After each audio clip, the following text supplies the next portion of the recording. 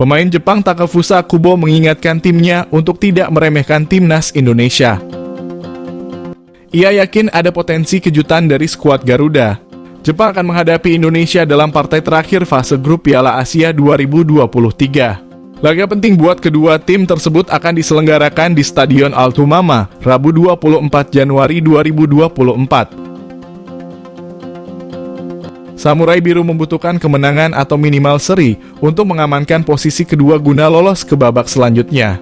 Sementara Indonesia butuh kemenangan untuk bisa menggeser Jepang dari posisi kedua. Kedua tim juga masih bisa lolos dengan menyandang status sebagai salah satu tim berperingkat ketiga terbaik, walaupun kelolosan lewat jalur ini juga masih harus menunggu hasil di grup-grup lain. Saat laga ini belum digelar, Jepang sudah dihadapi kenyataan adanya potensi bertemu rivalnya, yakni Korea Selatan di babak 16 besar. Hal itu bisa terjadi jika Jepang lolos dengan status runner-up grup D. Menanggapi hal itu, Takefusa Kubo menyebut bahwa belum ada yang pasti. Ia mengingatkan juga potensi Jepang dilibas Indonesia jika tidak waspada. Tim asuhan Haji Memoriyasu harus menerima kenyataan hanya bisa lolos ke babak 16 besar dengan status runner-up grup. Irak yang berpeluang besar melaju dengan status juara grup atas 2 kemenangan yang sudah diraihnya. Irak secara mengejutkan mengalahkan Jepang 2-1 pada laga kedua fase grup. 1 tiket babak penyisihan pun sudah di tangan Irak, sementara Jepang harus memastikan langkahnya di laga melawan Indonesia. Bungkam Vietnam, timnas Indonesia terkenal di Liga Inggris hingga ancaman Shin Tae-yong. Berita keberhasilan timnas Indonesia membungkam Vietnam pada laga kedua Piala Asia 2023 menjadi favorit pembaca. Bagaimana tidak, kemenangan ini menjaga peluang Indonesia untuk lolos ke babak 16 besar Piala Asia sekaligus mencatatkan sejarah di ajang ini.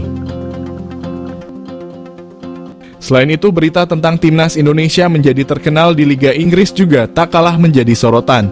Hal ini lantaran keberadaan Elkan Bagot di skuad Garuda.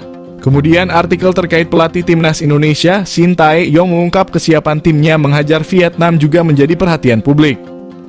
Sebelum pertandingan, pelatih Vietnam Philippe Troussier mewaspadai sejumlah pemain timnas Indonesia. Troussier mengaku terkesan dan mewaspadai 2 pemain timnas Indonesia, yakni Rafael Struijk dan Marcelino Ferdinand. Meski demikian, Troussier tetap waspada dengan seluruh pemain Indonesia. Menurutnya, tim besutan Shin Tae-yong itu memiliki semangat juang yang tinggi. Pelatih timnas Indonesia Shin Tae-yong menegaskan timnya sudah siap tempur melawan Vietnam pada laga kedua penyisihan grup D. Shin Tae-yong menyatakan sudah menyiapkan formula untuk meredam tim Vietnam. Dia juga sudah mempelajari dengan baik kelebihan dan kelemahan tim berjuluk The Golden Stars Warriors tersebut. Timnas Indonesia kini jadi terkenal di Liga Inggris.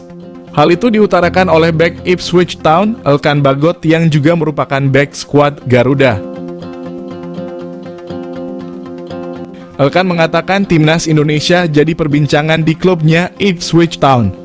Timnas Indonesia juga jadi perhatian media Inggris BBC karena dirinya bermain di Piala Asia. Elkan menyebut ke BBC bahwa dirinya sangat bangga memperkuat timnas Indonesia. Kini timnas Indonesia jaga asa ke-16 besar Piala Asia. Sandy Walsh tampil memikat saat timnas Indonesia mengalahkan Vietnam 1-0 pada matchday kedua grup D Piala Asia 2023. Sandy untuk kali pertama dimainkan sebagai starter oleh Shin Tae-yong di Piala Asia 2023. Pemain klub Belgia KV Mechelen itu diplot sebagai bek tengah bersama Jordi Amat dan Justin Hubner. Bermain di posisi bek tengah sejatinya bukan posisi ideal Sandy. Namun, pemain berusia 28 tahun itu memperlihatkan sudah mulai terbiasa memainkan peran sebagai bek tengah setelah dicoba dalam beberapa kesempatan oleh Shin. Termasuk ketika dimasukkan mendekati akhir babak kedua saat kalah 1-3 dari Irak. Kepercayaan Shin Tae-yong dibayar Sandy dengan penampilan ciamik. Ia tidak menyia-nyiakan kesempatan yang terbilang langka itu sejak resmi jadi warga negara Indonesia pada 2022. Sandy tercatat sudah 7 kali membela timnas Indonesia. Namun pemain berdarah Belanda Indonesia ini tercatat baru 3 kali main sebagai starter termasuk saat menang atas Vietnam. Sandy tampil solid di jantung pertahanan. Kerjasama dengan Jordi dan Hubner berjalan baik untuk memastikan gawang Hernando Ari aman dari kebobolan. Sandi juga terhitung rajin naik membantu serangan. Salah satu peluang terbaik didapatnya melalui sundulan yang memanfaatkan umpan silang Justin Hubner tetapi bisa digagalkan dengan gemilang oleh kiper Vietnam Nguyen Philip. Berdasarkan statistik SofaScore, Sandi memenangi 4 dari 6 duel udara. Ia juga melakukan 1 intercept dan 1 clearance dengan akurasi operan, mencapai 78%. Sandi mendapat rating 7,1 di laga kontra Vietnam. Ratingnya ini hanya kalah dari Hubner yang mendapatkan nilai 7,4 dari 3 bek tengah timnas Indonesia yang turun sejak menit pertama. Penampilan apik itu juga membuat nama Sandi Walsh trending topik di akun Twitter. Pujian deras mengalir kepada Sandi. Dengan aksi yang ditampilkan lawan Vietnam, potensi Sandi kembali dimainkan sejak menit pertama saat meladeni Jepang di laga terakhir grup D Piala Asia. Kabar baiknya, Shin Tae-yong bisa lebih mudah meracik komposisi di jantung pertahanan dengan sejumlah pemain berada di level terbaiknya.